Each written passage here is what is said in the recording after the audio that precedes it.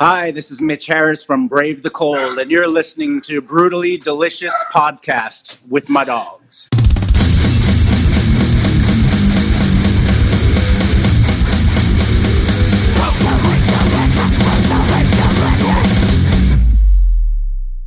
Chris, meet Mitch. How you doing, man? Pretty good here in Las Vegas. In Las Vegas, what's the temperature there right now? Probably about 86 because it's early. Oh yeah, nice. Shit, it's early there. It's only like, what, 11 there? Yeah, we have 170 days with no rain, which is bizarre. Oh, yeah, I saw that somewhere. Are you guys affected at all by the fires? Are they anywhere near you guys yet or no? No, but at one day it was really hazy. You couldn't see the sun. And really? It depends on the winds. But can you smell it there? No. It's higher up. But yeah, it did smell a bit weird, kind of sulfuric. But, oh wow, that sucks. But that's normal.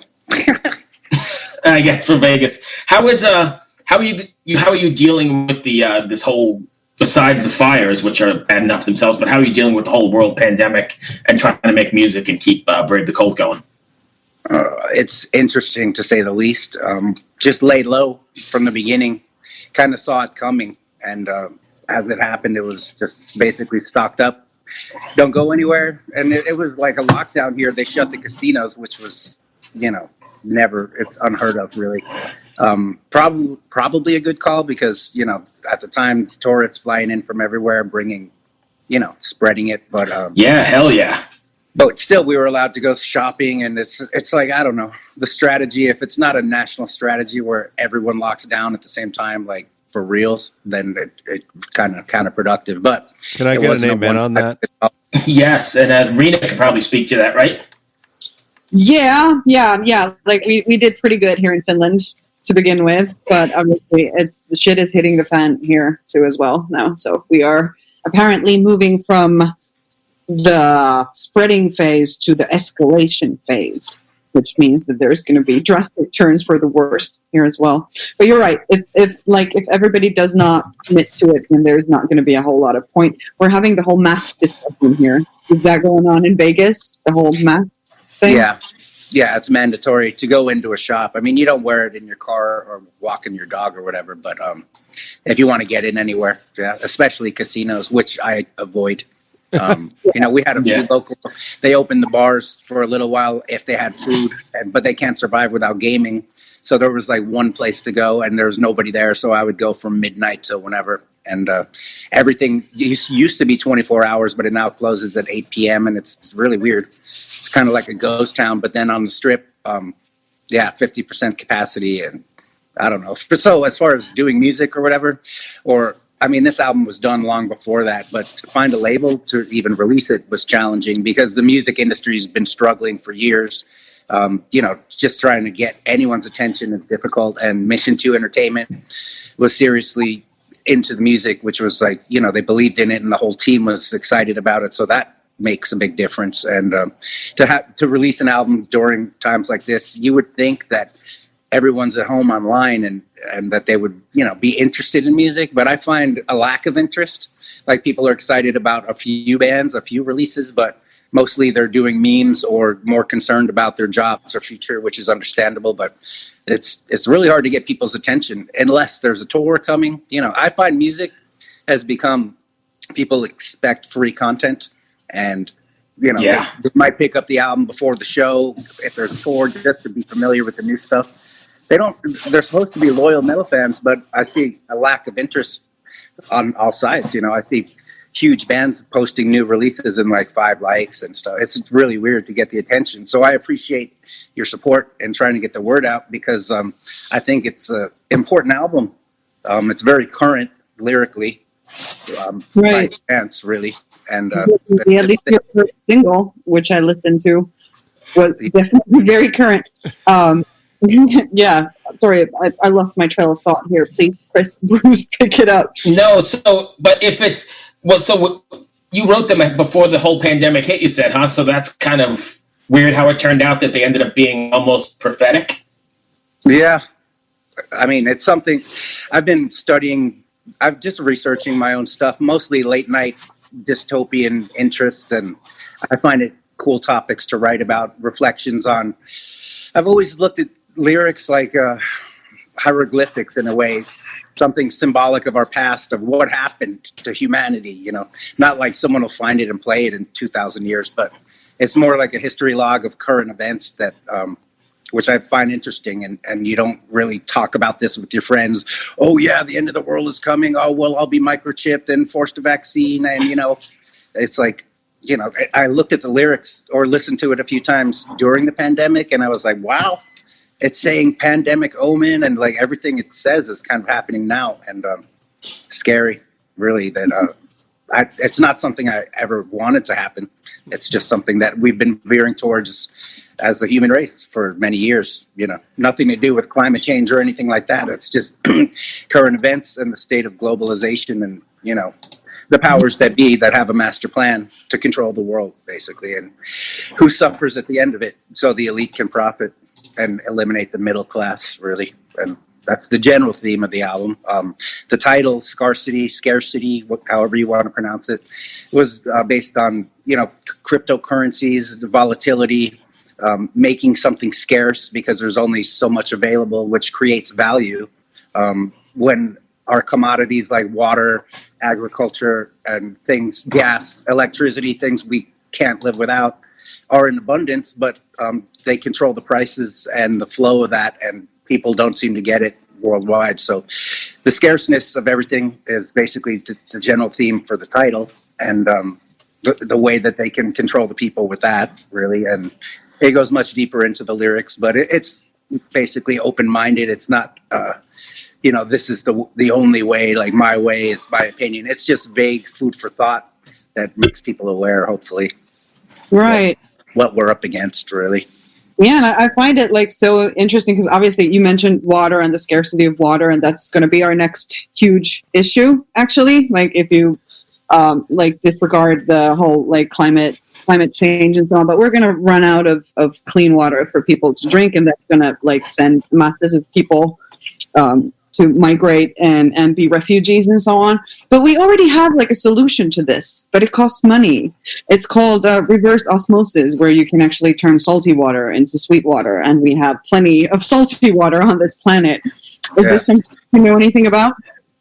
Yes, I've read about it, but you know, if it costs money but it doesn't count for votes, then they don't count. Right. Amen, brother. Dude. So here's a question. You're in Vegas. How often do you go to the Strip, or do you just avoid it like the plague on a regular basis? Pre-COVID.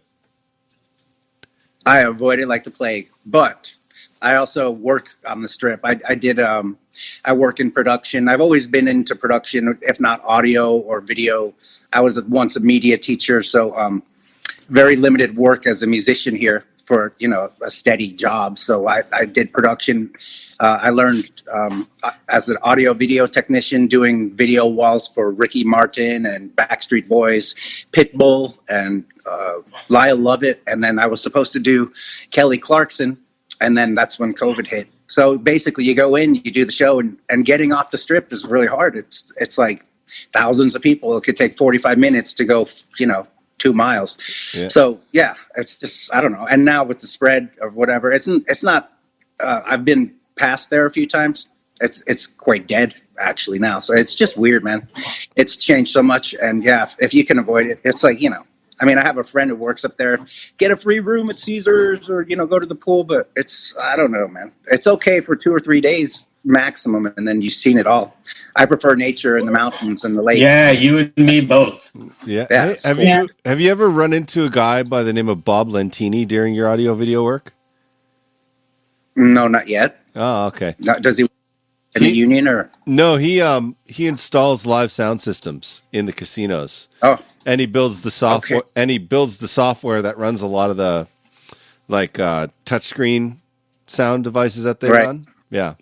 Yeah, I've had to learn some of that stuff. But I have a friend who does not soundproofing, but you know, when they make the acoustics for live venues. But it's not Bob Latini. But yeah, it's a small world in that field. It's probably it was a good occupation to have. It will be again.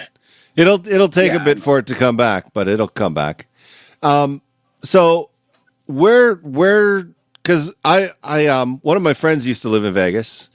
I got married in Vegas. I mean, that sounds bad enough as it was. Elvis was not there, but Right.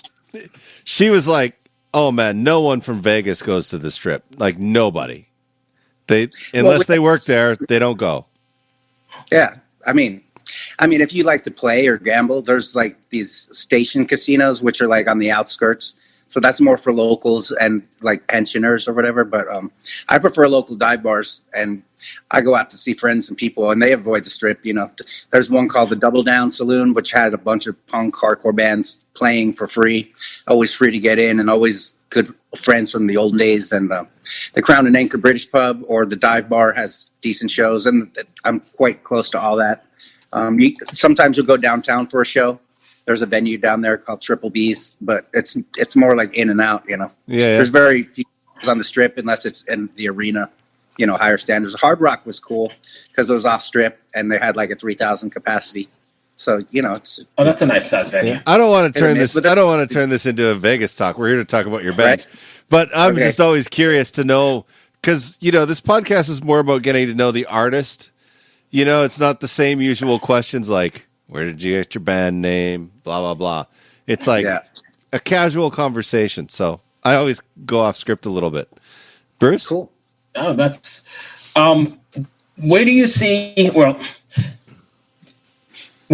guys landing on the other side of this? I mean, are you doing any kind of live streaming stuff now? And then are you doing any sort of booking or anything for the future or writing, or is it too early? There's still a lot of material that we didn't use, and of course I'd brush up and write something new. We've talked about a second album because Dirk will be busy with Megadeth at some point, like long tours, so we might try and get something in before that.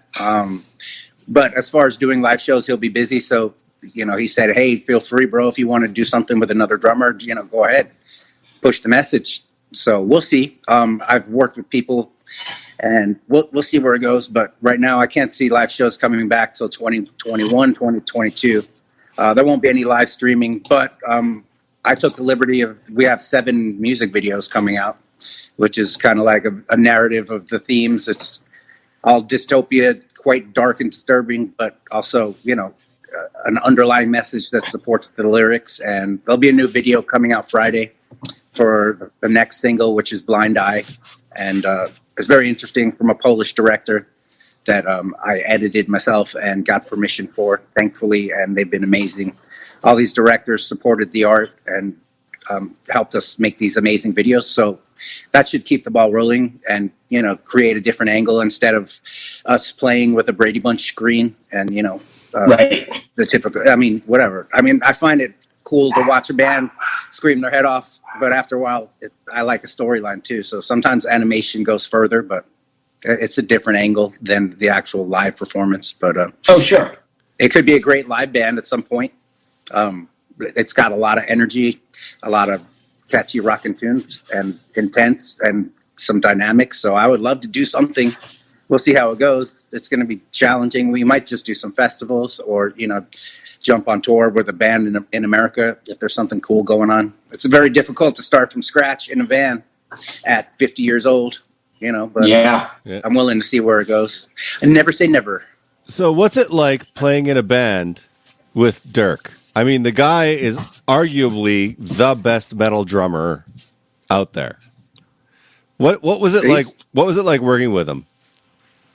Or what is it like working with him? It's like telepathic. We very little discussion about what to do. Nothing but smiles and energy, and me standing there saying, "Do a drum fill here, do some punches," like just sort of like a conductor would do to, you know, a whole group of musicians. And he just knows what to do. You don't have to talk about it. He's always smiling. You know, we'll sit on the couch and talk about, oh, we need a title for this song, go through some ideas. And I like to involve him as much as possible. What do you think of this, or the lyrics to that? 2 choices of this. And he really appreciates any, you know, being able to give any input. And I trust his opinion. He's been there for years. And it's supposed to be fun, man. And it was fun. You know, sometimes the albums can be challenging or super critical. We got to beat the last album, critically acclaimed, a bunch of crap. You get in, There's no expectations. You just make something fun and free from the heart. And whether people love it or hate it, it's like, that's not what art is about. It might not sound like art because it's extreme and intense, but deep down, as creators, you need to feel free without limitations. And the first album's always fun. The second album's a different thing. Where do you go from here? But there was some other more varied material, which will come out on an EP. We didn't want to make an extra long album that doesn't fit on a CD. So, it'll show progress by the EP and, kind of pull things through, the next year and see where it goes. Cool. Yeah, no, I just followed your page on Facebook. Oh, awesome. Hey, how 2020 is that? Right? Oh, I know. That's it. It's like, how do you get people to click on shit these days? Even if it says free, Yeah. It's like, well, everything's free now. Yeah. A good friend of mine, Andy, he always told me, music is no longer an item people buy. It's a business card that you use to advance your career. Yep. It's content marketing for the next tour for most bands. Absolutely. And, if you spend too much money making it, recording it, then it's going to be hard to make that back because, if you can't just tour constantly, then an artist can't survive, and it's become difficult. Yeah. And for the first time in history, music also has no value besides sentimental value to people. And oil became less valuable than music for the first time in history. Yeah, I'm not opposed to that. But it's crazy when it's no longer a commodity. Yeah. We don't need it. No one's going there. And suddenly they're like, it's costing us money to keep this. So. Yeah. No, I grew up in oil country in Canada, up in Alberta, and it's a ghost town there, man. There's no one working. It's kind of sad to see, honestly. So many industries got fucked. So many industries. It's not the corporations we should care about. It's the people, Absolutely. Corporations, they take the risk anyways, but what people thought was a secure job is, or you have a college or university education at the end of the day. The essential workers didn't even need a high school diploma for their jobs. Yeah. And what did they get in return? So it shows the state of the world, what the value of education as well, which I'm becoming more skeptical as we go. Interesting. Cool, man. Rena, you got anything? I actually have two things. One, I want to steer you back to the conspiracy theories. Do you think that COVID is actually used to undermine the strong economic situations of more well-off countries to make it easier for the elite to actually gain control of, the entire planet? Well, it's always been about a one world government in all the research I've done. How they would achieve that, the monitoring, the surveillance, the economy, the digital currencies, the lack of under the table, people working for selling stuff. Everything will be taxed with the new digital dollar, which has been approved. The thing is, it's like, yes, they can attack one country at a time, but this is a systematic global plan all at once. To show the weaknesses, create unrest, turn the public against the government. It's like most people have always hated their presidents or leaders in every country or didn't believe in their flag, and other people do. And it's like it's neighbor versus neighbor now. So basically they force people back to work so the elite can profit from both parents working. It's not a one-parent family anymore. It's like they need that money. And they want the economy back at all costs. If human life is the case, then yeah. I wouldn't say it's a conspiracy. It's a master plan, which is hard to achieve. And there are people trying to stop it. Not me, for example, but politicians that are actually actively saying no and trying to take control back from these countries, which have been basically supplying the world with everything. The world relies on... There's so many countries that don't produce anymore because it's cheaper to buy from somewhere else. So I'm not naming any names or pointing any fingers, but it's definitely an agenda. And we've been sold out a long time ago. All these people have been bought out. They sold us out. And we'll see if we can get through this, really. Yeah, agreed. It won't be a revolution won't help. That's what they want. We need to help each other. You know, we need each other more than ever. We're pack animals. Our next interview calling. But my second thing was that, Mitch, I think we've actually met. I think we may have discussed conspiracy theories at Tuska Festival backstage, like maybe 6 years ago. Yeah. Yeah, really? I find it interesting. That's cool. There's not many people I know that you can talk to about it without them thinking you're crazy. You know. I know. Oh, I hear you. Yeah, it's small talk. I might brush on the conversation, see the reaction, and I can live without it. You know, I don't need to convert anybody to my philosophies. It's just, it's food for thought, really. There's so much crap out there. It's misleading. You know, you never pretend to know it all, because I've had predictions throughout this whole thing, which have all come to light. And the next phase right now has been all too quiet. I'm expecting the next month to erupt into some kind of plan that nobody saw coming. It's just right. I'm scared out of my life for my kids' futures and everything else. We'll get through it somehow. We adapt. We have to thrive through this shit. We can't be down. You know, you got to make big decisions sometimes. If you need to sell your house and move somewhere because there's no work, don't talk about it. You got to do it. But then you can do it, and then nothing happens. And you go, fuck, man. What? So where do you go where it's any better? There's nowhere to go. It's everywhere. It's everywhere, yeah. That's true. So we just wait it out and hope that people can realize that, you know, they took the bait. We've been deceived. I'm not saying Corona is a lie. I know close people. I have family members that died from it. It's scary shit. It's real. But the mentality, they divided us. The media is poison. Right. It's fucking poison. And this for me, it's spreading a good word, something with value. This is exactly what I meant. Like, you know, the virus is obviously real. It's not a hoax, but then it's utilized to achieve other means for ends or ends for means. I can't remember which way we're supposed to put those words. A means to an end. Exactly. But hey, thank you so much for this insight. I appreciate it. Yeah, that was a good conversation. What do you think of the album, by the way? I've only heard the one single so far, but I love that one. Like you said, that there are the influences of the good old days there to be heard, and it's a kick-ass track, and I like it. Oh, I like that it's timely. We caught that ahead of time, even though that was one of my earlier questions, that, you know, you couldn't have known what was coming down the path 100%, and you kind of nailed it. Pretty much spot on. Yeah, but kind of scary. You know, we have a lot of smart people who talk about, like, what's to come. For instance, like what happened in 2015 with the, like, mass migration. We had, like, the ex-president of Finland, Martti Ahtisaari, for instance, warned us in 2013 that if certain measures in the Middle East are not taken, this is going to happen in the next couple of years. And then people act super surprised when it does, you know. And even the pandemic, like, you know, there's been a documentary on Netflix since 2017, I think, telling us that, hey, it's only a matter of time before this is going to happen. Like, you know, things are not this if you look around a little bit.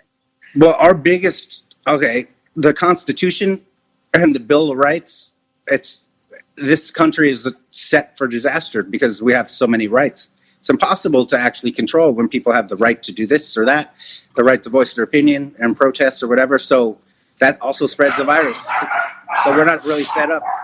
We're probably in the weakest position, even though, of course, the Constitution is important. It makes us a target. Right. Yeah. You like my dogs? Yeah, we've all got dogs, so we're used to it. Usually my Great Dane is barking in the background. Yeah. It's all good. Hey, we really gotta let you go because we got something coming up behind you. But I want to thank you for taking the time. Chris, are you good? Thank you so much. I really appreciate your time. Yeah, me too. And before we back with any feedback once you check out the record and read the lyrics. Ever wonder what a punch from Elton John feels like? Or how you'd cope with having turned down the chance to be in Nirvana? Or what signal Keith Richards gives when he wants you to get the hell out of his hotel room? Fans of Too Much Effing Perspective don't have to wonder, because they've heard these exact stories and a jillion others on our podcast. I'm Alex Hoffman, former tour manager for Radiohead. And I'm musician and comedy writer Alan Keller. On the TMEP show, we get guests like Nancy Wilson from Heart, Jeremiah Freites from the Lumineers, and Modern Family's Julie Bowen to tell us things they may have only shared with their therapist, clergy, or a TMZ stringer. So join us on Too Much Effing Perspective. That's EFFING Perspective. The only podcast you crank up to 11.